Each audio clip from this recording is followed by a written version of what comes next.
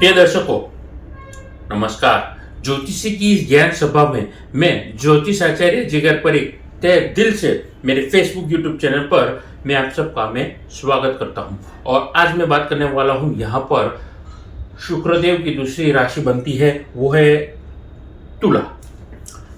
तुला लग्न के जातकों के बारे में मैं बातचीत करने वाला हूं।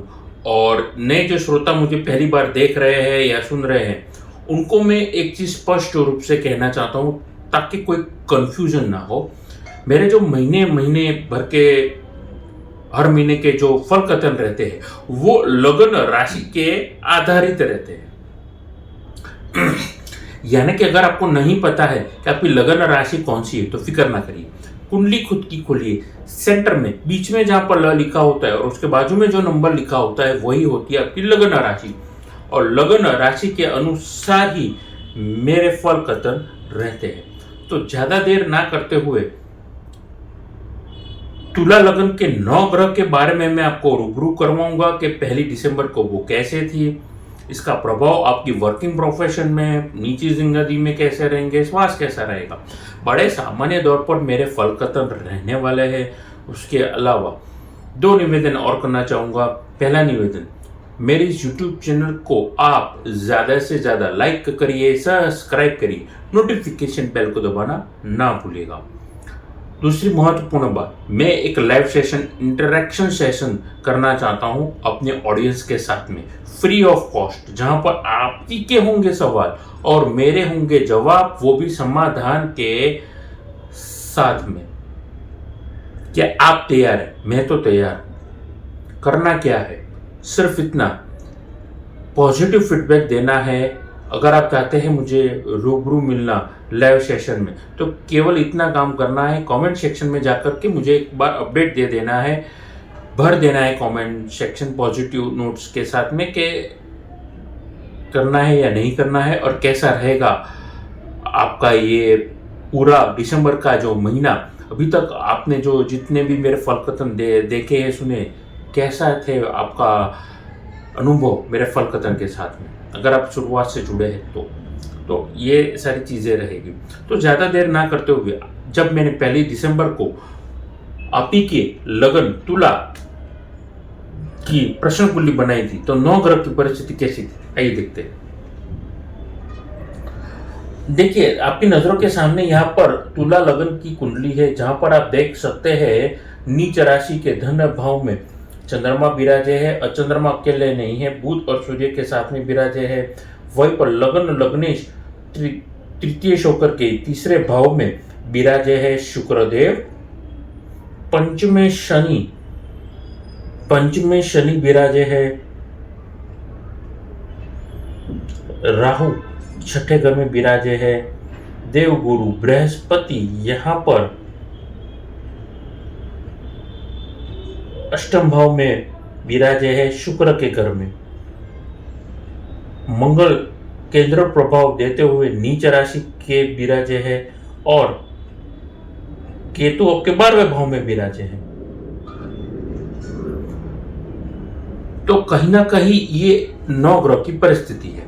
अब यहीं पर अपनी वाणी को प्रारंभ करता हूं। एक विशेष योग के बारे में बातचीत करूंगा। अंत में विशेष योग बन रहा है और ऐसी परिस्थिति में अगर कोई व्यक्ति जन्मा है, बड़ा लाभदायक परिस्थिति उनको मिलने वाली है। तो कैसी रहेगी वो अंत में बताऊंगा। अंत तक मेरे वीडियो में बने रहिए। अपनी वाणी को ये प्रारंभ करता हूँ शुक्रदेव और मेरे गुरुदेव को यहाँ पर याद करते हुए। ओम शुक्राय नमः, ओम गुरुदेव ध्यान शंकराय नमः। अपनी वाणी को ये प्रारंभ करता हूँ। फिर से निवेदन करना चाहूंगा, मेरे चैनल को लाइक, शेयर और सब्सक्राइब करना ना भूलिएगा। तो इस पूरे महीने में धन भाव में सूर्य बुध का होने का मतलब क्या है? पराक्रम स्थान में शुक्रदेव विराजे तो उसका मतलब क्या है? तो कहीं ना कहीं इस पूरे महीने में आपका फाइनेंशियल रोटेशन, फाइनेंशियल फ्लो अच्छे खासे रहेंगे उन बिजनेसमैनों के लिए जिनका रोज का गल्ला है। रोज का रोज जो डेयरी प्रोडक्ट या किराने का प्रोडक्ट ये ऐसा कोई प्रोडक्ट बेच रहे हैं जहाँ पे आपका रोज का ट्रांजैक्शन, रोज का टर्नओवर आपको लग रहा है कमी थी, तो कहीं ना कहीं वैसी वृद्धि यहाँ पर दिखाई दे रही है। अच्छा, अटके हुए पैसे मार्केट में फंसे हुए पैसे थे उसको आने की पूर्ण संभावना, पॉजिटिव संभावना मिल रही है। आप फॉलोअप लीजिए। अगर किसी को आपने उधारी के पैसे दिए थे या ब्याज पे पैसे दिए थे तो ब्याज भूल जाइए। आप मूल, अगर आपको प्रिंसिपल अमाउंट मिल जाता है तो उस पर आप फोकस करेंगे। छोटी छोटी अमाउंट में ही सही, आपको पूरा आपका जो निवेश किया हुआ पैसा यहाँ पर मिलते हुए दिखाई दे रहा है। मैं ये नहीं कहूँगा पॉजिटिवली कि आपको निवेश किया हुआ पैसा या उधार दिया गया पैसा, खास करके उधार दिया हुआ पैसा आपको ब्याज के साथ मिलेगा। ब्याज को भूल जाइए फिलहाल।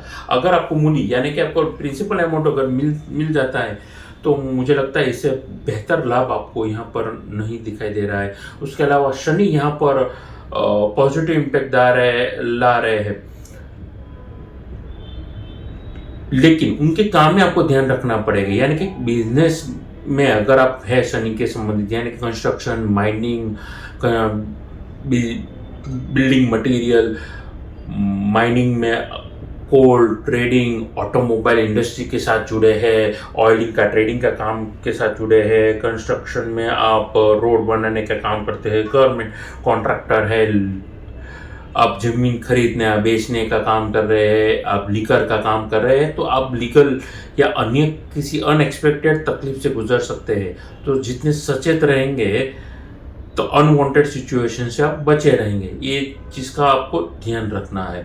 उसके अलावा मार्केटिंग में आपको ध्यान रखना है। क्वांटिटी और क्वालिटी में अगर आप बदलाव ला सकते हैं अपने प्रोडक्ट के संबंधित, अगर आप मैन्युफैक्चरिंग खुद का यूनिट है तो मैं समझता हूँ अगर उन चीज़ों पे आपने ध्यान रख दिया, अपनी प्रोडक्ट को फिर से कहते हैं ना रीब्रांड करिए, रीपैकेजिंग करिए, रीफर्बिश करिए, उस चीज़ को नया बनाइए। इंटीरियर चेंज करना है चेंज कर सकते हैं, कॉस्ट कटिंग करना है तो कर सकते हैं, पैकेज चेंज करके ढंग से मार्केटिंग करेंगे, आपका प्रोडक्ट चलेगा, आपका सिक्का चलेगा। ध्यान में रखेगा मेरी बातचीत को। उसके अलावा आईटी के संबंधित कामों में, टेक्निकल संबंधित कामों में आपका यहाँ पर फायदा मुझे दिखाई दे रहा है। उसके अलावा नौकरी पेशा वर्ग के लिए कैसा ये महीना रहने वाला है, साल का आखिरी महीना भी है, तो मुझे लगता है गवर्नमेंट एम्प्लॉय के लिए यहाँ पर आपको अनएक्सपेक्टेड ट्रांसफ़र मिल सकती है, वो भी अनचाहा अनएक्सपेक्टेड जगह पर, तो उसके लिए भी आपको तैयार रहना होगा। उसके अलावा प्राइवेट वालों के लिए वहीं पर प्रमोशन यहाँ पर दिखाई दे रहा है पॉजिटिवली। मुझे लगता है ये चीज़ आपको लेनी होगी। अनएक्सपेक्टेड प्रमोशन रहेगा, लेकिन आपको एक्स्ट्रा रिस्पॉन्सिबिलिटी या ट्रांसफर भी मिल सकती है। दोनों ही परिस्थिति में आपको वेलकम करनी है, उससे भागना नहीं है, पहली चीज़। दूसरी चीज़, आर्गुमेंट डेस्क पे नहीं करना है। अगर प्रमोशन हो गया था तो अभी तक जिस सिस्टम से आप चल रहे थे, ज़रूरी नहीं है कि वही सिस्टम से अभी आपको सब कुछ मिले। तो सिस्टम में चेंजेस यहाँ पे आने की संभावना दिख रही है। उसके अलावा आपको अगर ट्रांसफर मिल चुकी है तो अभी तक स्टाफ कोऑर्डिनेशन में प्रॉब्लम था, तो यहाँ पर आपको वो गलती नहीं दोहरानी। आपको फ्लेक्सिबल बनना पड़ेगा, लोगों को नेचर को समझना पड़ेगा, मिलना जुलना पड़ेगा, घुलना मिलना रहेगा और फिर काम निकलवाना होगा। तरीके बदलने होंगे। जरूरी नहीं है मेरे आइडिया आप इम्प्लीमेंट करिए, मैं केवल सुझाव दे सकता हूँ। इम्प्लीमेंट खुद की बुद्धिमत्ता, आपकी आइडियाज, आपके अनुभव, आपकी हैराकी कैसे रहेगी, घुलना मिलना ठीक रहेगा नहीं रहेगा, वो आपको सोच विचार करके देखना होगा। कुल मिलाकर के काम निकालना आना चाहिए। ये बेसिक मेरे वन लाइनर में कहूँगा। आर्गुमेंट नहीं करना है उनके साथ में, वरना आपकी छवि खुद यहाँ पर बनती हुई या बिगड़ती हुई दिखाई दे रही है। दोनों ही चीज़ आपके हाथ में है। लव और पर्सनल लाइफ के बारे में बातचीत करना चाहूँगा। तुला लगन के लिए यहाँ पर एक अवेयर, सचेत रहने वाला ये वक्त रहने वाला है। उनके लिए भी जिनमें आपको मैं समझता हूँ कि कहीं ना कहीं मुझे लगता है कि जीवन साथी के साथ में आपको आर्गुमेंट नहीं करना है। पहली चीज, हो सकता है बहस हो जाए, लेकिन वो बहस जो हफ्तों तक चले, महीनों तक चले, वो नहीं करना है। 1 घंटा 2 घंटा तक चले तब तक ठीक है। तो पहली चीज़ ये करना है, खुशनुमा माहौल रखना है, ट्रस्ट करके चलना है, रिश्तों में ट्रांसपेरेंसी रखेंगे, अपने आप जो मन में जो कड़वास थी या खट्टापन था वो टेम्पररी था, निकल जाएगा। ध्यान में रखेगा मेरी बातचीत को। वहीं पर विद्यार्थी वर्ग के लिए कैसा एक महीना जाने वाला है। विद्यार्थी वर्ग के लिए कहीं ना कहीं मैं समझता हूँ IT के संबंधित, टेक्निकल के संबंधित की पढ़ाई, लॉ, जुडिशरी, आईलेट्स या अन्य किसी फॉर्म की आप बाहर जाने की पढ़ाई कर रहे हैं तो उन व्यक्तियों के लिए फॉर्म फिलअप ध्यान से करना है। ध्यान में रखिए, पिताजी के नाम के अगर भाई कुमार भी लगा दिया तो पता चला उसके लिए सर्टिफिकेट लेना पड़ेगा। एक बार जमा कर दिया तो फिर पता चला आपको एफिडेविट करवाना पड़ेगा। छोटी सी ही ये गलती होगी, तकलीफ दे सकती है। तो सचेत रहकर के एंट्रेंस एग्जाम आप अपियर कर रहे हैं तो उसमें भी आपका पर्चा जब भर रहे, पर्सनल इंफॉर्मेशन डाल रहे हैं, एनरोलमेंट नंबर, नाम, नंबर, कुछ भी जो भी है उसको 2 बार पढ़िएगा सबमिट करने से पहले, वरना अनवांटेड तकलीफ अपने आप आ सकते हैं। ठीक है, आगे बातचीत करना चाहूँगा स्वास्थ्य के बारे में। स्वास्थ्य में आपको हार्मोनल के संबंधित तकलीफ हो सकती है। उसके अलावा आपको पाचन में तकलीफ हो सकती है, डाइजेशन के संबंधित तकलीफ हो सकती है, आपके इंटेस्टाइन में, बड़ा छोटा इंटेस्टाइन होता है, इंटेस्टाइन में तकलीफ हो सकती है, चोट, दुर्घटना, गिरने से चोट लगना, इन सारी चीज़ों से भी आपको बच के रहना है। आप मोबाइल फोन पे रोड क्रॉस कर रहे थे, आपने मुड़ के देखा ही नहीं, पता चला किसी 2 व्हीलर वालों ने आकर के आपको ठोकर लगा दी, या फिर आप आसमान में देख के चल रहे थे, नीचे खड्डा था, पाँव फिसल गया तो छोटी सी चोट लग गई। वो छोटी सी चोट पता चला 3 महीने तक उसका घाव आप भरे ही जा रहे। तो छोटी सा घाव था लेकिन उसका गंभीर परिणाम हो सकता है। तो सचेत रहने का ये वक्त रहेगा। इंसोम्निया, अनिद्रा की भी तकलीफ आपको हो सकती है। तो ये सारे चीज़ों से आपको बचना है। आयुर्वेद, होम्योपैथ उपचार करेंगे सारी चोट का और साइंटिफिक ट्रैक करते रहेंगे। यानी कि कोई चोट लगी है और कोई रिपोर्ट निकलवाने का डॉक्टर ने बोला है और आप होम्योपैथ, आयुर्वेद के उपाय कर रहे हैं तो समय समय पर अगर साइंटिफिकली उसके रिपोर्ट निकलवा के ट्रैकिंग करवाते रहेंगे तो आपके लिए फायदेमंद ये परिस्थिति यहाँ पर बनती हुई यहाँ पर दिखाई दे रही है। तो यहाँ पर गणपति जी की पूजा करेंगे, हनुमान जी की पूजा करेंगे, फायदे में आप रहेंगे, फायदे में ये परिस्थिति रहेगी। सचेत रहिए, आपके लिए बहुत अच्छी परिस्थिति यहाँ पर बनती हुई दिखाई दे रही है।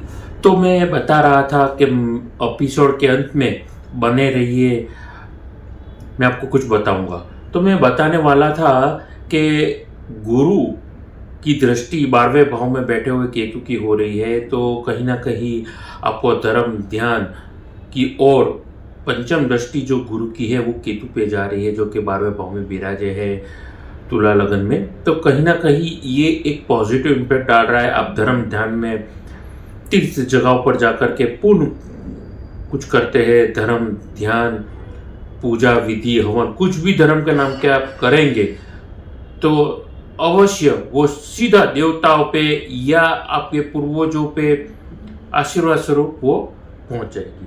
फायदे में ये परिस्थिति रहेगी। सचेत रहिए, आपके लिए बहुत अच्छी परिस्थिति यहाँ पर बनती हुई दिखाई दे रही है। तो ये थी मेरे उपाय और ये थी मेरी बातचीत दिसंबर महीने के बारे में। अंत में मैं बताना चाहूँगा कि अगर आप कुंडली विश्लेषण करवाना चाहते हैं, घर का ऑफिस का नक्शा दिखाना चाहते हैं, अच्छी क्वालिटी के रुद्राक्ष, रत्न, श्रीयंत्र खरीदना चाहते हैं तो नीचे दिए गए नंबर पर आप मेरा संपर्क कर सकते हैं। तो अपनी वाणी को ये आराम देते हुए नमस्कार।